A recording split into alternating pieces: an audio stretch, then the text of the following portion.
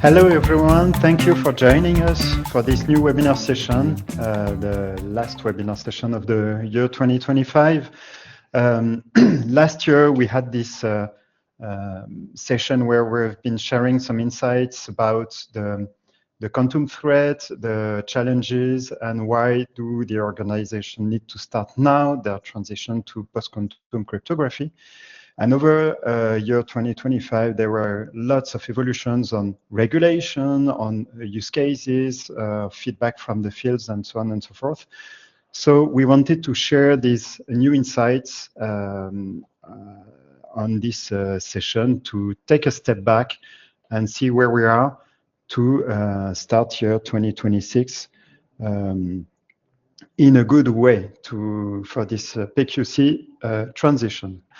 So I'm Nicolas Drouot, in charge of the marketing and communication for CryptoNext Security, and Charles is joining me for this session.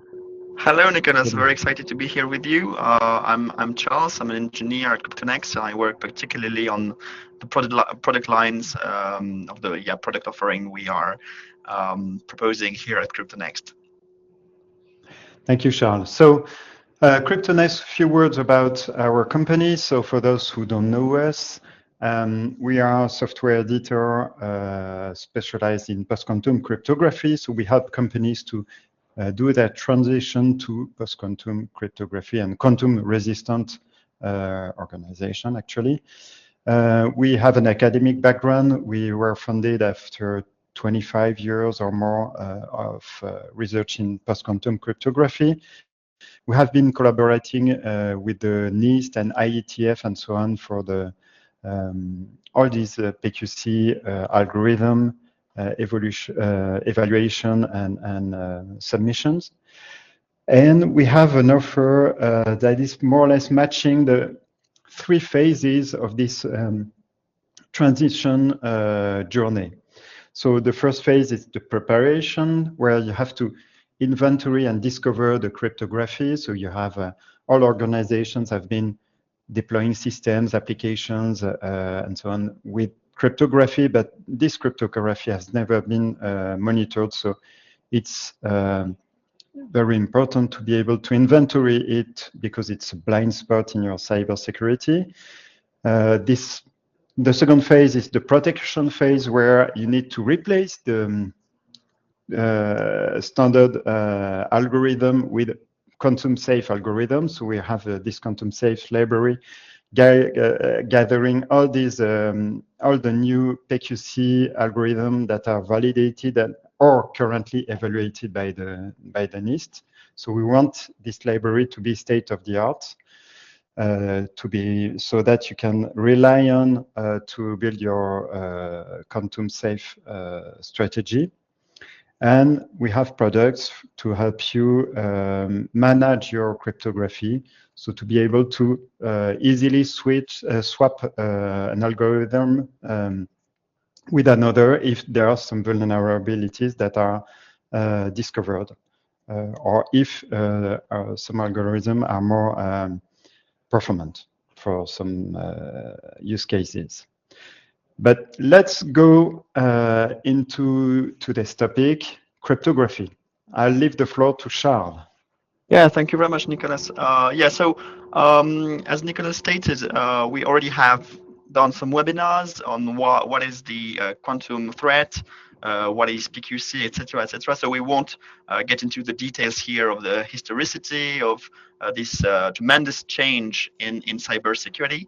But let me just give you a few insights on again, what is PQC, what is the threat we're facing, really quickly, just to introduce the subject, and then we'll get into other details. Okay, so well, as you know, I hope you know that cryptography is often considered as very far from business concerns, meaning that it's often overlooked as something for mathematicians in hoodies in some obscure cave. But when you think about it, actually, cryptography is really the root of trust of many security services. And so everything you're using for securing your IT architectures, like PKI, HSMs, IAMs, TNA, etc., actually rely on cryptography. And so as soon as the cryptography is jeopardized, is under threat, so next slide, please, Nicola. Well, as soon as there's a threat on this particular chain, well, all the building is set to shiver and to fall down. So we really have now to understand that having this quantum computer, which is not only going to lessen the security of asymmetric cryptography, public key cryptography, but is actually going to break completely down to zero the security of this cryptography. Well, as soon as this happens, well, all security services also fall. So I'm giving some examples on the left. Digital signatures don't prove anything anymore. Certifications are lost. Anyone can impersonate someone legitimate in your network. Well, all the security guarantees that basically you await from your cybersecurity equipment, so confidentiality, authenticity, integrity, etc., all those security services are no longer supported. So it's really a systemic risk that is coming over the horizon. Next one, please. Okay, so as you know, it's a very bleak horizon, but people have worked a lot to make sure that we have solutions. And this is basically what PQC is for. PQC stands for post-quantum cryptography. So it's basically cryptography, which is here to be secure in a post-quantum world, meaning in a world after the advent of a large-scale quantum computer. And so PQC is really the solution today to protect your systems against the quantum threat. I'm just displaying here three myths I want to debunk today regarding PQC, because we often and still hear them in the different exhibitions or the client calls we're making. So first, PQC might seem a lot more complex than RSA or elliptic curves, but as it happens, PQC is actually much more performant than most traditional algorithms, asymmetric algorithms. So if you take MLChem, for instance, the FIPS 205, so a standard algorithm for key exchange, it's much more performant in terms of CPU computing power than RSA, for instance, or even Diffie-Hellman on elliptic curve. Same thing goes with MLDSA, so a signature algorithms compared to traditional signature algorithms. So the problem is not the computing power. There might be an issue regarding the memory sizes and the network latency, because the object you hold and the object you manipulate are much bigger compared to what we used to have in terms of sizes of keys, of signatures, of certificates, of course. So that may induce some problems that you have to cope with, but it's never a problem of performance. Second, we hear some people say, we'll wait before actually implementing PQC because PQC is not yet ready for industrial use. Well, that's also something we have to debunk. Why is that? Because many very big tech companies already implement that in the real world, and it becomes a standard de facto, right? So if you take, for instance, Cloudflare, and this is where this graph comes from, Cloudflare states that from the November the 1st onwards, more than 20% of the traffic they analyze on their servers actually use hybrid, so a mix of post-quantum and traditional cryptography for key exchanges. So you can see that on the global internet, it's already really well deployed, and it's actually the majority of key exchanges that are using PQC. So it's fit for industrialization. It's fit for production. And another point, you may know that all major browsers today, internet browsers, support also post-quantum key exchanges, at least hybrid with MLChem and elliptic curves. And third myth is, well, some people believe that they have time, right? They see the advent of a quantum computer as a, far horizon, and they don't have to hurry.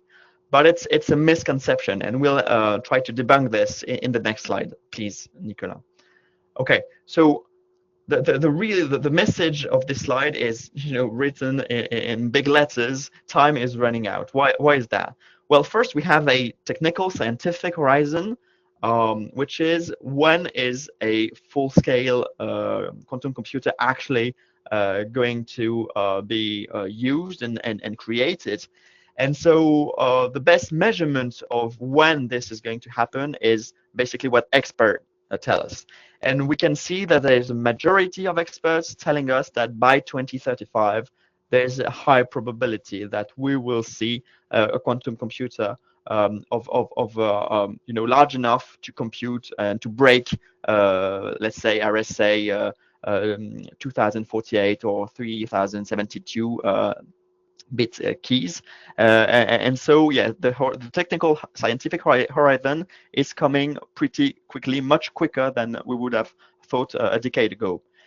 Second, well, the technique and the scientific aspect is something, but we see that all the regulation actually align today to say that organization, whether public or private, must migrate to post-quantum solutions by, let's say, 2030 to 2035. We have basically all large cybersecurity organizations in Europe, in the United States, in Australia, in Japan, basically saying that between 2030 and 2035, organization will have to do a full migration to post-quantum cryptography, and also add a lot of mechanisms regarding the visibility they have on their cryptography.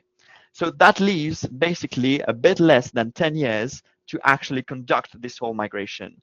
But as you know, in the IT world, migration take time, right? If you look at what happened with migration from SHA-1 to the SHA-2 family or SHA-3 family, if you look at how much time it took and it still takes to migrate from TLS 1.2 to TLS 1.3, etc., etc., those are really long-term migration. And so let's not believe that it's just going to be, asking your provider to change its product, or asking a service provider to, in 6 months' time, resolve all your cryptography problem.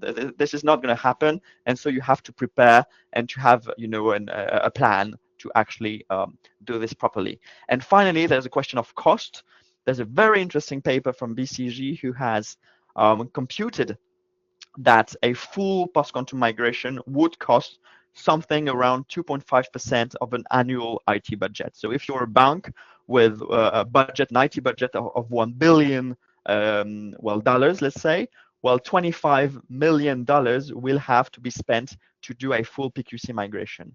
And what's interesting is that this cost doubles as soon as you don't do it in an orderly manner, as soon as you don't do it quickly enough and you do it in a hurry, and that raises the price of your PQC migration. So let's do it in a proper way, in an orderly manner, so that it lessens the cost of this migration.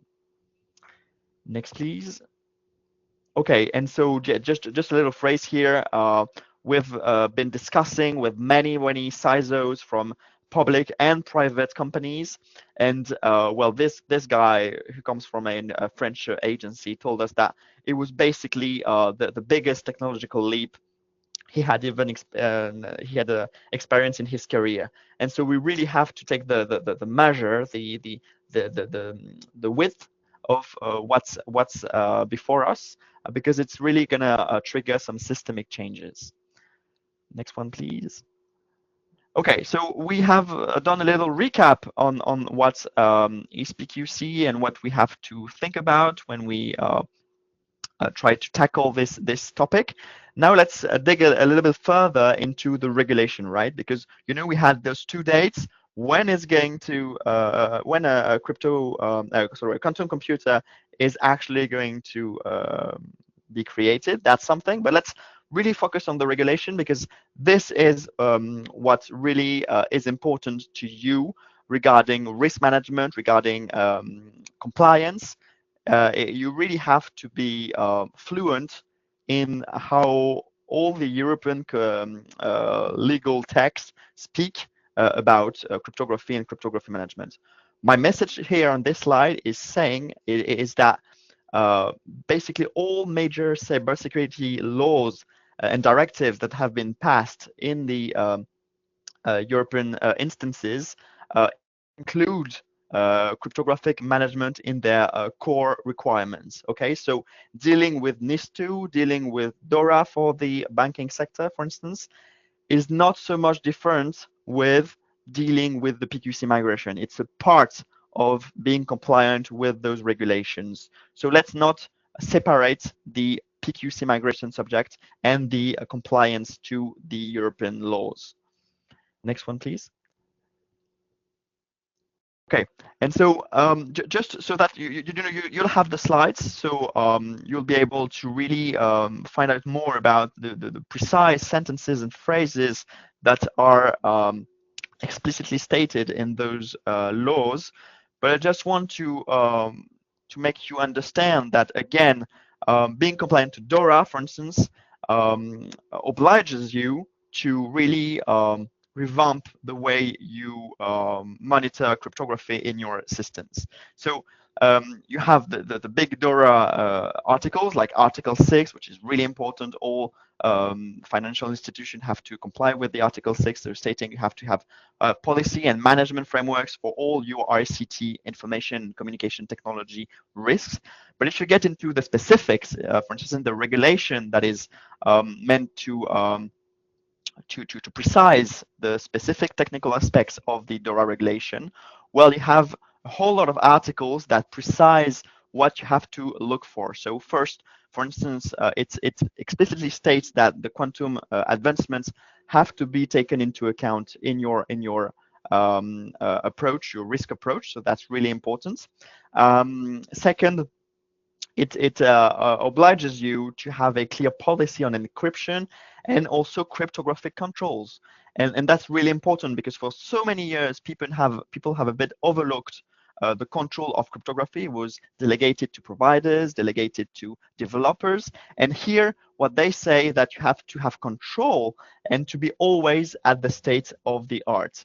And finally, they also in Article 11, for instance, explicitly talk about crypto agility. So it's not just a little, buzzword. It's something that you have to implement to be ready for the era of cryptographic disruption, which is coming next. Next, please, Nicola. And okay, I've made the same slide with NIS2, if that's of any interest to you.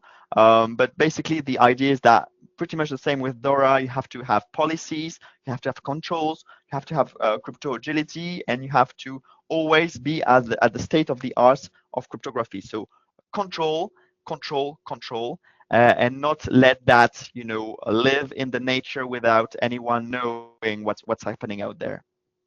Okay, so that was a point for on regulation because I believe that's a good way for security guys to make their C-level understand that it's not just to test a new technology for the sake of technology. It's really something that has to do with risk management, with compliance, and so that's really important to state.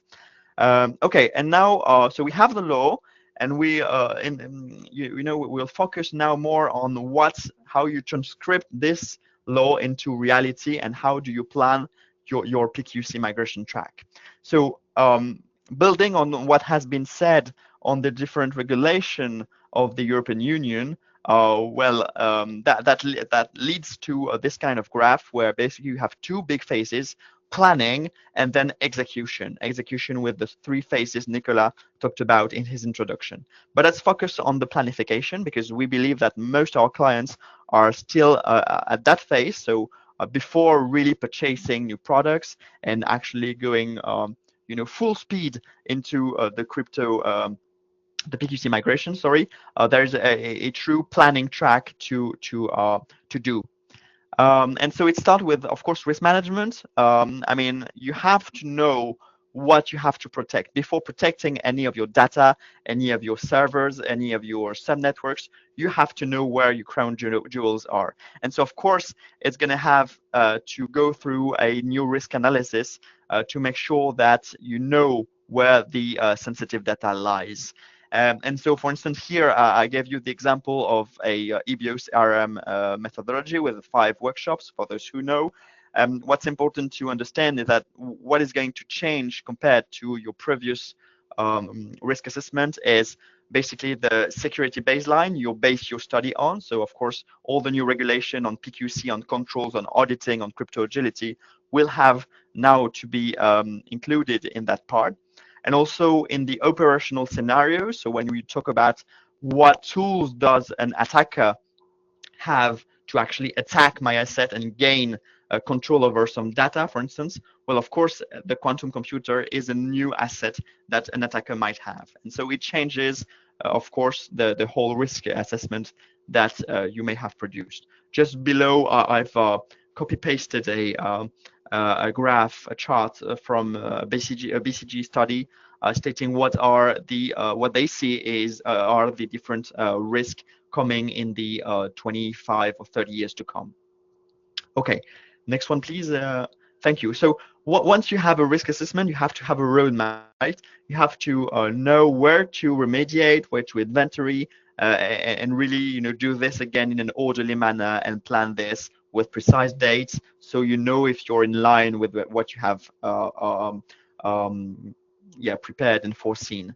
And so here I give you what the ENISA, so basically the European Union cybersecurity agencies have produced. And there's basically 3 main dates. By 2026, you have to have finished and maintain a full inventory of your cryptographic assets. So it's coming pretty soon. You have to start really quickly, and also start pilots on your higher risk assets. And then 2030 and 2035, well, you'll eventually start by securing all your high risk use cases, then your medium risk use cases, and then your low risk use cases. So those dates are the ones that are stated explicitly in the European Union paper. Now it's pretty much the same if you look at America, Australia, with some slight differences. But all state that you have to start with an inventory, start with pilots, and then remediate and add some crypto agility first on your high sensitive use cases down to your low sensitivity use cases. Next, please. Okay, and also, so it's good to have a roadmap, but you have to also have clear policies on what algorithms you are going to use and how you are going to actually migrate from one technology to another. So there are many things to look at because cryptography lies in so many systems. Here I've given you a reference on what the BSI, the German BSI, have presented on their governmental PKI migration, and how they have made their choices in terms of algorithms. Really interesting paper. And so you really have to make this effort to understand what is the cryptography you want to use for what use case, why this cryptography, does your provider give you the possibility to use this or that cryptography. And so writing some policies is really, really important for all your use cases. Thank you, Charles. Last phase about the pilot projects. So they are really important, and they are recommended by all the institutions, whatever standardization or security agencies, such as the NIST, NSA in the US, the ENISA in Europe, ANSI in France, BSI in Germany. Well, all the security agencies are recommending the pilot projects, because they will help you understand the situation and how to set up and what is going to happen when you deploy PQC. It's as if you have a huge battle to lead. You're first going to send your scouts to understand the situation, the army of the enemy, the field. Well, here, the pilot projects are your scouts, and you will want to listen to them before launching this huge project. It's going to be a long project, a costly project, a complex project, and they will help you prepare this phase. So they will give you insights on the impacts of performance you can have when you are going to deploy PQC, performance on your use cases. They will help you anticipate the roadblocks when deploying the PQC, because you will have compatibility issues, you will have interdependency between components, you may have some disruptions of process you're going to face. So you will need to understand this before, and they will help the whole organization to get more mature about this subject and to understand what's going on. So from the leadership team to the operational teams, the pilot projects will help you better get prepared for the situation. So to illustrate this, we wanted to share with you a real life project we have been deploying. So let me change the slide. With Banque de France, so the Central Bank of France, and Allianz, the group. They have been running this project with us this year. So Allianz is sharing some confidential information with Banque de France, and they are using a TLS flow to do so. And they wanted to make it quantum safe. So how did they proceed? So let me stay very simple with a large overview of this project. The idea is not to go into details into the specifics of this project, but they've been adding some proxies on each side, not doing anything on the architecture. So proxies with the CryptoNext technologies, and they were encapsulating the flow, TLS flow, into a quantum safe tunnel to ensure the whole communication would be quantum safe.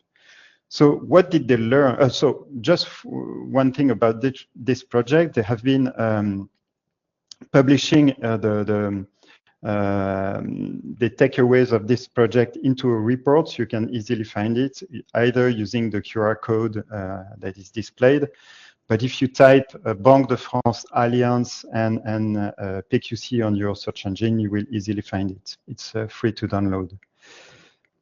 So what did they learn? They learned first that it works. PQC, this TLS quantum safe flow could happen, and it worked really well with minor performance impacts. So for this specific use case, it's going to be different from a company to another, from a use case to another. But for this one, the impact on performance were minor. It was quite quick to implement, so it lasted them a few weeks or months to deploy. So for them, it could be a fast way to secure sensitive applications if they need to be reactive somehow. But it's not scalable, so it's not a viable approach at scale. It has to remain for isolated initiatives, but not for the whole organization. So for them, the key message for them, and it's matching what Charles just mentioned about the Boston Consulting Group study earlier, it's crucial to anticipate, because you will have to combine the required changes with your day-to-day evolutions of your architecture to ensure every time you make something evolve, if you need to replace a system, an application, or whatever, you need to embed PQC. It's going to be simpler that way and easier to do. If you do it at the last minute, it's going to be painful and costly, because you will have to do everything at the same time and in a very short time slot. And it's going to take some work to select the components, to configure them, to test them. So that's why anticipating is key, if you don't want it to cost you too much. And last thing, it helped the organization to learn.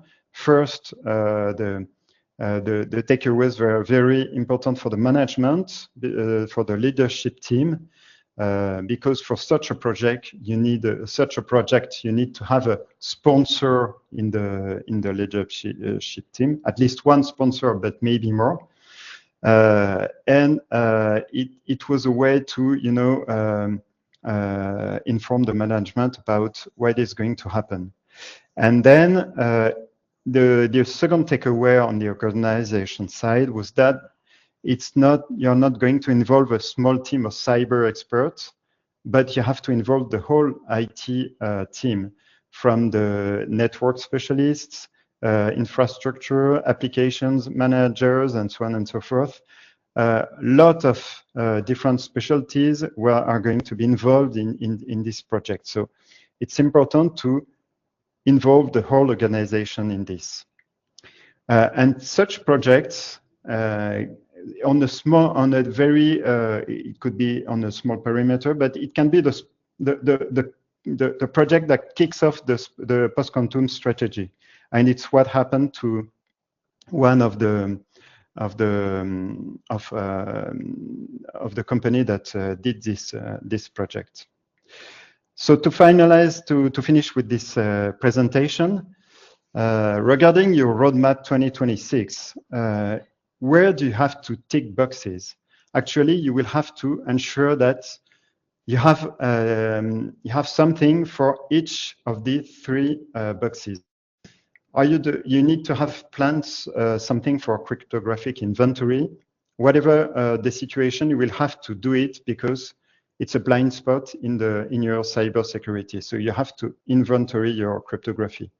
You will have to set up crypto agility, that's for sure. And you will have to run pilot projects to understand the situation before launching this huge PQC transition project. So for 2026, please ensure that you have at least something planned in your roadmap for these three phases, because it's going to help you in the future to be quantum resistant on time. And I think we reached the end of this presentation. Yeah, absolutely. So I have a question here, Nicolas, we might take, even though we're a bit late. The question is basically, what pilot project do we advise starting first? So, well, the answer would be it really depends. So, of course, the inventory is really important to start really quickly, because it's a requirement to have a maintained and full comprehensive inventory of crypto assets. So, starting with, a 3-month pilot on discovery of cryptographic asset could be a good way of starting. But the different tracks can be done in parallel. So if you're interested into knowing more about the impact of post-quantum cryptography, on a TLS tunnel or VPN tunnel, for instance, this is also things we can do. We are, of course, experts in terms of library integration. So if you have more low-level problems, please ask. And also, we talked about crypto agility, and this also can be really interesting if you're working in the application security part of your companies. Well, choosing a first application and adding some crypto agility to it would be a really good way to start adding some crypto agility again to the security of your application, and to make sure that remediation costs in the future will be much lower. So the answer would be, of course, discovery is prime, but all the different tracks can be held in parallel. So the quicker the better, and you have so much to learn, and we have also so much to share that please don't wait, because otherwise it's going to be too late, and both the regulation and the attackers will come at you, basically. Thank you so much, Charles. And I think we are a bit late, so we'll close the session. But if you have any question, and if you want to dig the subject deeper, please contact us on our website or replying to the email you're going to receive early next week. We'll be happy to stay in touch with you. Sure. So we'll wish you a happy holiday season, because we're reaching the end of the year. And we hope to see you soon on our next webinar. Thank you. Yeah, bye-bye. Thank you, Nicolas. Bye. Bye-bye.